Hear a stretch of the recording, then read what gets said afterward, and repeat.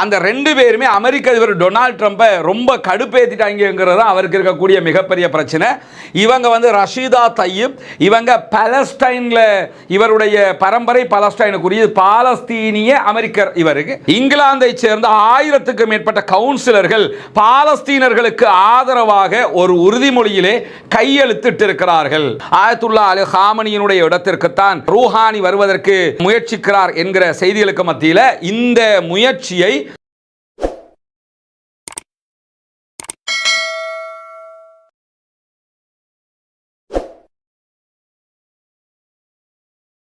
அன்பிற்கினிய சகோதர சகோதரிகளை நம் அனைவர் மீதும் ஏக இறைவனுடைய அமைதியும் கருணையும் உண்டாகட்டுமாக என்கிற உயரிய பிரார்த்தனைகளோடு பாலஸ்தீனத்தினுடைய காசா மீதான இஸ்ரேலிய ஆக்கிரமிப்பு இராணுவத்தினுடைய தாக்குதல்கள் 2 ஆண்டுகள் தொடர்ந்த நிலையில் தற்போது ஒரு யுத்த நிறுத்தம் ஏற்பட்டிருக்கக்கூடிய சூழலில் யுத்த நிறுத்தம் ஏற்பட்டு 139வது நாளிலே நாம் நின்று கொண்டிருக்கிறோம். இந்த தருணத்தில் என்னவெல்லாம் நடக்கிறது காசாவில், காசாவையொட்டிய சர்வதேச நிலப்பரப்பிலும் என்னவெல்லாம் நடக்கிறது என்கிற செய்திகளைத்தான் நம்ம பார்க்க இருக்கிறோம். இன்றைக்கு நிகழ்ச்சிக்கு செல்வதற்கு முன்பதாக ஒரு இன்ட்ரெஸ்டிங்கான விவகாரத்தை ஆரம்பத்திலேயே நம்ம தெரிந்து கொள்ள வேண்டியிருக்கிறது. அது என்ன விவகாரம் என்று சொன்னால், நமக்கு தெரியும் அமெரிக்க அதிபர் டொனால்ட் ட்ரம்பினுடைய செயல்பாடுகள் எல்லாமே ஒன்றும் ரொம்ப சீரியஸ்ன்னு உச்சகட்ட காமெடியாக இருக்கும், இல்லைனா உச்சகட்ட காமெடின்னு சொல்லி ரொம்ப சீரியஸாக இருக்கும்.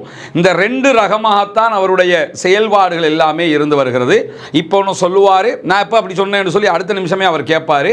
இந்த மாதிரி ஒரு ஜனாதிபதியை மட்டுமல்ல, சாதாரண மனுஷனை கூட ரொம்ப ரேராகத்தான் நம்ம வாழ்க்கையில் பார்ப்போம். ஒவ்வொரு நாட்டில் ஒருத்தர் 2 பேரை பார்க்க முடியும். இப்போ தமிழ்நாட்டில் எச் ராஜாவை பார்க்க முடியும், நம்ம நாட்டில் விமல் வீரவன்ச மாதிரி ஒருத்தர் 2 பேரை பார்க்க முடியும். இந்த மாதிரி தான் பார்க்க முடியுமே தவிர ஒட்டுமொத்தமாக இப்படி யாரையுமே நம்ம பார்க்க முடியாது. அந்த மாதிரி ஒரு கேரக்டர் தான் அமெரிக்க அதிபர் டொனால்ட் ட்ரம்ப். இப்படியான ஒரு கேரக்டரை யாராவது கடுப்பேத்தினா எப்படி இருக்கும்? கடுப்பும் உச்சகட்ட கடுப்பாக மாறணுமா இல்லையா? அது மாதிரி அவர் யூனியனில் பேசிக்கிட்டு இருக்கும்போது அமெரிக்காவினுடைய காங்கிரஸை சேர்ந்த, அமெரிக்காவினுடைய எதிர்கட்சியை சேர்ந்த 2 பெண்மணிகள் அவங்க என்ன பண்ணாங்கன்னா, அவங்க அங்கே எம்பியாக இருக்கிறாங்க, அவங்களும் அந்த சபையிலே பங்கு கொண்டிருந்தார்கள். அமெரிக்க அதிபர் வழமைக்கு மாற்றமாக 1 நிமிடமும் 1 மணி நேரமும் 50 நிமிடங்களும் உரையாற்றி கொண்டிருக்கும் போது அந்த 2 பேருமே அமெரிக்க அதிபர் டொனால்ட் ட்ரம்பை ரொம்ப கடுப்பேற்றிட்டாங்கிறது தான் அவருக்கு இருக்கக்கூடிய மிகப்பெரிய பிரச்சனை. இவங்க வந்து ரஷீதா தையிப், இவங்க பாலஸ்டைன்ல இவருடைய பரம்பரை பாலஸ்டைனுக்குரிய பாலஸ்தீனிய அமெரிக்கர். இவருக்கு அதே மாதிரி இவர் சோமாலிய அமெரிக்கர் என்று அறியப்படுவார். இவருடைய பரம்பரை அப்படியே சோமாலியாவை சேர்ந்தவங்க. இவருடைய குடும்பங்கள் அமெரிக்காவில் குடியேறினாலும் இவங்க அமெரிக்காவில் பிறந்த பிள்ளைகள். இவங்க மம்தானியை போன்று அமெரிக்காவிலே வளர்ந்த பிள்ளைகள். அங்கே தேர்தலில் போட்டியிட்டு எலெக்ஷனில் ஜெயிச்சு பாராளுமன்றத்துக்கு தேர்வாகி இருக்கிறாங்க. இந்த 2 பேருமே டொனால்ட் ட்ரம்ப் பேசிக்கிட்டு இருக்கும்போது அவரை பிடிச்சி கடுப்பேற்றிக்கிட்டே இருந்தாங்க.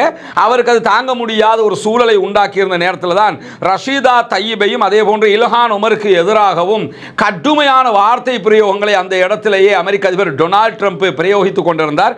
குறிப்பாக இந்த 2 காங்கிரஸை சேர்ந்த பெண்மணிகளும் என்ன பண்ணாங்கன்னா, நீங்க அமெரிக்கர்களை கொலை செய்கிறீர்கள் என்கிற ஒரு பாரிய குற்றச்சாட்டை வெளிப்படையாகவே, அதான் உண்மையும் கூட, வெளிப்படையாகவே முன்வச்சாங்க.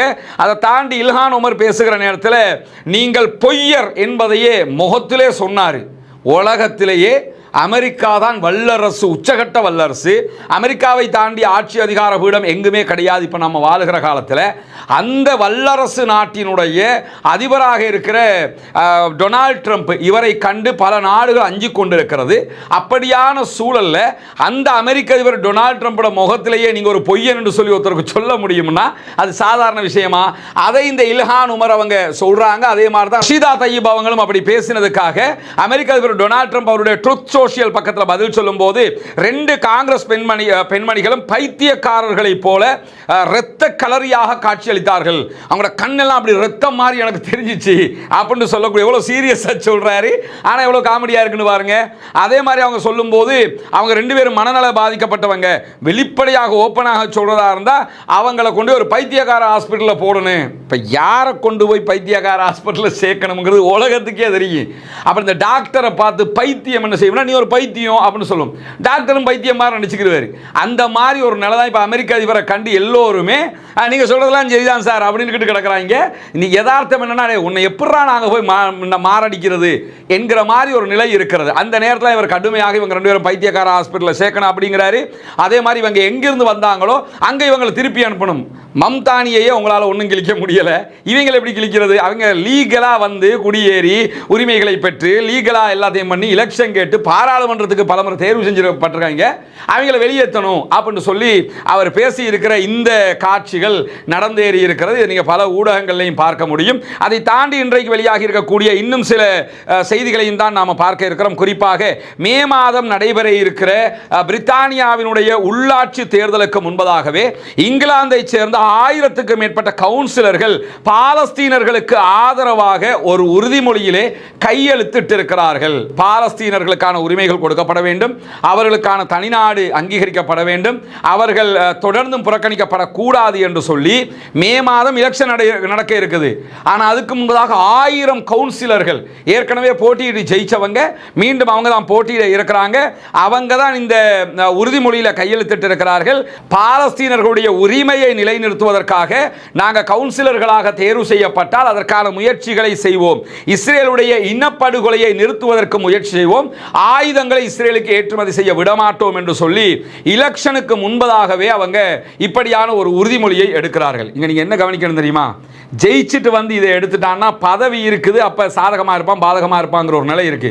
ஜெயிக்க முன்னாடியே இதை சொல்றான்னா பாலஸ்தீனத்திற்கு ஆதரவாக இருந்தால் மட்டும்தான் ஜெயிக்க முடியும் என்கிற நிலை பிரித்தானியாவில் இருக்கிறது. 1000 கவுன்சிலர்கள், அதை பிரிச்சு 1000னா கிட்டத்தட்ட 1152 பேர், 387 பேர் கிரீன் பார்ட்டியை சேர்ந்தவங்க, 375 பேர் இப்ப ஆளக்கூடிய லேபர் பார்ட்டியை சேர்ந்தவங்க, 115 பேர் அவர்களுடைய லிபரல் டெமோக்ராட் பார்ட்டியை சேர்ந்தவங்க. இப்படி கிட்டத்தட்ட 1152 பேர் இந்த உறுதிமொழியிலே கையெழுத்திட்டு இருக்கிறார்கள் என்கிற மகிழ்ச்சிகரமான செய்தியும் இன்றைக்கு வெளியாகி இருக்கிறது. நமக்கெல்லாம் தெரியும், ஈரானுக்கும் அமெரிக்காவுக்கும் இடையில ஒரு உச்சகட்ட சூடான நிலை இருந்து கொண்டிருக்கக்கூடிய சூழல்ல ஈரான் யுரேனியத்தை, செறிவூட்டப்பட்டிருக்கக்கூடிய யுரேனியத்தை மொத்தமாக ஒப்படைக்க வேண்டும் என்று சொல்லி அமெரிக்கா கோரிக்கை விடுத்துக் கொண்டிருக்கக்கூடிய சூழல்ல ஜெனீவாவில் நடைபெற்று கொண்டிருந்த புதன்கிழமை நடைபெற்ற பேச்சுவார்த்தைகள் இடைநடுவிலே நிறுத்தப்பட்டிருக்கிறது.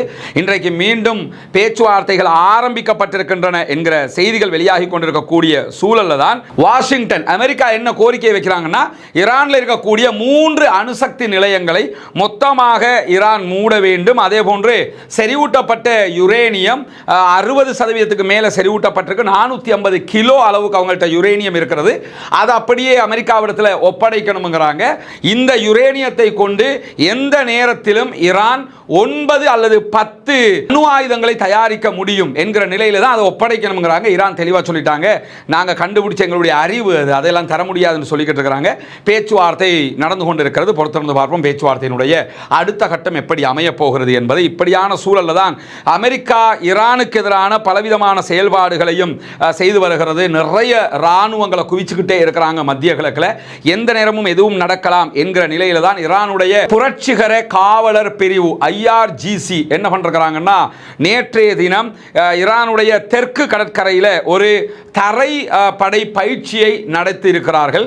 தொடர்ந்து ஈரான் கடல்ல பயிற்சி எடுக்கிறாங்க, தரையில் பயிற்சி எடுக்கிறாங்க, தொடர்ந்து தங்களுடைய இராணுவ வலிமையை அவங்க காட்டிக்கிட்டே இருக்கிற சூழல்ல தான் இன்றைக்கு ஒரு முக்கியமான செய்தியும் வெளியாகி இருக்கிறது. குறிப்பாக இவர்தான் ஈரானுடைய முன்னாள் ஜனாதிபதிகளில் ஒருவராக இருக்கக்கூடிய ஹசன் ரூஹானி அவர்கள். ஹசன் ரூஹானி அவர்களும் அதே போன்று அவரை சேர்ந்த இன்னும் சில பேரையும் ஈரான் கைது செய்திருக்கிறது என்கிற ஒரு செய்தியை பிரான்சினுடைய ஊடகங்கள் வெளியிட்டிருக்கிறது. ஈரான் அந்த செய்திகளை மறுத்திருந்தாலும் அது தொடர்பான நிறைய செய்திகள் இன்றைக்கு வெளியாகி இருக்கிறது. குறிப்பாக இப்போது இருக்கக்கூடிய ஈரானுடைய உச்சகட்ட ஆன்மீக தலைவராக இருக்கிற ஷியா மத போதகர் ஆயத்துல்லா அலி ஹாமனியை பதவி இறக்கிவிட்டு அந்த இடத்திற்கு ஹசன் ரூஹானியை கொண்டு வருவதற்கான திட்டம் தீட்டப்பட்டதாகவும் இதற்கு அமெரிக்காவும் இஸ்ரேலும் சேர்ந்து உதவியதாகவும் கூறித்தான் இவர் கைது செய்யப்பட்டிருப்பதான செய்திகளை பிரான்சினுடைய ஊடகம் வெளியிட்டிருந்தாலும் இது அமெரிக்கா இஸ்ரேலுடைய திட்டமிட்ட கற்பனை கதையை தவிர அப்படி இவர்கள் கைது செய்யப்படவில்லை என்கிற செய்திகள் வெளியாகி இருக்கு. அதுக்கு என்ன காரணம் சொல்லப்படுதுன்னு கேட்டால், இவர் ஒரு மிதவாத ஜனாதிபதியாக செயல்பட்டவர், ரொம்ப இறுக்கமாக இல்லாமல் ஈரானில் கொஞ்சம் சைலண்டாக போனவர் தான். அதனால அமெரிக்கா இவரை கையில் போட்டுடுச்சு என்று சொல்றாங்க. இதை அவரே மறுத்துட்டாரு. அதனால அடுத்த கட்டம் என்னன்னு நம்ம கற்பனை பண்ண வேண்டிய அவசியம் இல்லை. ஆனால் இந்த மிதவாதமாக அவர் போவார், கொஞ்சம் அப்படி நெளிஞ்சு போவாருங்கிற ஒரு நிலை இருக்கும்னா இப்போ இருக்கிற அதிபர் இருக்காரா இல்லையா, மசூத் பெசக்ஷியன், அவரே மிதவாத ஜனாதிபதினு சொன்னாங்க. அவர் ஆட்சிக்கு வந்தார்னு சொல்லி சொன்னா அப்படி அமெரிக்காவுடைய கண்ட்ரோலுக்கு ஈரான் போயிடும் என்றெல்லாம் அந்த நேரத்தில் செய்திகள் பரவலாக வெளிவந்தது. ஆனால் அவர் ஆட்சிக்கு வந்ததுக்கு அப்புறம் பார்த்தா அந்த ஸ்ட்ரக்சர் அவர் எப்படி இருந்தாலும் அடுத்த கட்டம் கொண்டு போகிறதுக்கு விடாது. இப்படியான சூழல் தான் ஆயத்துல்லா அலி காமனியுடைய சீட்டை பிடிக்கிறதுக்கே இந்த ஆள் தடுமாறுறாரு என்கிற செய்திகள் வெளியாகி இருந்தது. குறிப்பாக ஹசன் ரூஹானி இவர், அதே மாதிரி அங்கே இருக்கக்கூடிய செல்வாக்கு மிக்க இன்னும் சில ஷியா மத போதகர்கள், ரொம்ப பாப்புலாரிட்டியாக மக்களுடைய செல்வாக்கோடு இருப்பாங்கல்ல அவங்க, அதே மாதிரி ஐஆர்ஜிசியினுடைய சில தளபதிகள் என்று சொல்லி இவங்க எல்லாருமே சேர்ந்து தான் இப்படியான ஒரு வேலையை பார்த்தாங்க என்று முன்னாள் வெளியுறவு அமைச்சராக செயல்பட்ட முகமது ஜவாத் ஷெரீப் போன்றவர்களும் இதற்கு உடந்தையாக இருந்தார்கள். ஆட்சியை கைப்பற்றி விட வேண்டும், எப்படியாவது ஆயத்துல்லா அலி காமனியுடைய இடம் இவருக்கு, மற்ற ஜனாதிபதி அந்த மாதிரி போஸ்டுகள் மற்றவங்களுக்கு என்கிற இடத்துக்கு வந்துடும் சொல்லித்தான் தடுமாறினாங்க என்கிற செய்தி தான் வந்திருக்கிறது. ஏன்னா ஆட்சியை பிடிச்சி ஜனாதிபதி ஆகிறத விட ஆயத்துல்லா அலி காமனியினுடைய இடம் தான் ரொம்ப முக்கியமானது. அதனால தான் அந்த இடத்துக்கு இவர் வர தடுமாறுறாரு என்கிற செய்திகள் வந்து. ஆனால் ஈரான் இதையெல்லாம் கற்பனை கதைகள் என்று சொல்லி மறுத்திருக்கிறார்கள். 86 வயதாக இருக்கக்கூடிய ஆயத்துல்லா அலி காமனியினுடைய இடத்திற்குத்தான் ரூஹானி வருவதற்கு முயற்சிக்கிறார் என்கிற செய்திகளுக்கு மத்தியில் இந்த முயற்சியை தற்போது செக்யூரிட்டி கவுன்சில், ஈரானுடைய பாதுகாப்பு சபையினுடைய தலைவராக நியமிக்கப்பட்டிருக்கக்கூடிய அலி லாரிஜானி ஏற்றுக்கொள்ளாத காரணத்தினால தான் அந்த சூழ்ச்சி உடனடியாக தோல்வி அடைந்திருக்கிறது. அவரும் ஏற்றுக்கிட்டு இருந்தார்னு சொன்னால் இப்போ ஆட்சியே மாறி இருக்கும் என்கிற செய்திகள் வெளியாகி இருக்கிறது. ஜனவரி 8 அதே போன்று ஜனவரி 9 தேதிகளில் ஈரானில் நடைபெற்ற அரசை எதிர்ப்பு போராட்டங்களின் போது ஆயிரக்கணக்கானவங்களை ஈரான் அரசு கைது செய்திருந்தது. அந்த டைமில் தான் ரூஹானியும் அதே போன்று இவர் ஜனாதிபதியாக இருக்கும்போது ஃபாரின் மினிஸ்டராக இருந்தவரும் ஷரீஃபும் கைது செய்யப்பட்டிருக்கிறார்கள் என்கிற செய்திகள் வெளியாகி இருந்த நிலையில் உடனடியாக அந்த டைம்லேயே அப்பவே இந்த செய்திகள் வெளியாகி இருந்தது. அப்பவே இவர் என்ன பண்றாருன்னா, ரூஹானியும் அதே போன்று மற்றவர்களும் சேர்ந்து அந்த நேரத்தில் தனித்தனியாக அறிக்கைகளை வெளியிட்டது மட்டுமல்லாமல் முன்னாள் ஜனாதிபதியாக செயல்பட்ட முகமது கதாமியும் அதே போன்று ரூஹானியும் 2 பேருமே எக்ஸ் ஜனாதிபதி, முன்னாள் ஜனாதிபதிகள் 2 பேருமே பக்கத்தில் நின்று நாங்கள் கைது செய்யப்படவில்லை என்கிற அறிக்கைகளையும் வெளியிட்டிருந்தார்கள். ஆனால் அதற்கு பிறகு பாராளுமன்றத்திலும் சில பேர் ரூஹானி எங்கே என்றெல்லாம் கேட்டிருந்தாங்க. அதை அடிப்படையாக கொண்டுதான் ரூஹானி கைது செய்யப்பட்டிருக்கிறார் என்கிற செய்திகள் வெளியாகி இருக்கிறது. அன்னைக்கு கைது செய்யப்பட்டதை உடனடியாக அவர் மறுத்துட்டாரு. ஆனால் இன்னைக்கு உண்மையிலேயே இவருடைய நிலை என்ன, அவர் எங்கே இருக்கிறாரு, என்ன நடக்கிறது என்கிற செய்திகள் எதுவுமே வெளிவராத ஒரு சூழலை தான் நம்ம பார்க்க முடியும். எது எப்படி போனாலும் தங்களுடைய நாட்டை கண்ட்ரோல் பண்ணுறதுக்கான ஏற்பாடுகளை ஈரான் செய்கிறது.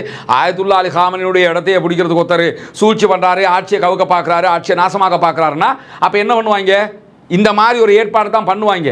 ஆனால் இதுவரைக்கும் இவர் கைது செய்யப்பட்டது எந்த இடத்திலும் உறுதி செய்யப்படவில்லை என்பதையும் நம்ம புரிந்து கொள்ள வேண்டும். பொறுத்திருந்து பார்ப்போம் என்னவெல்லாம் நடக்கிறது என்பதை.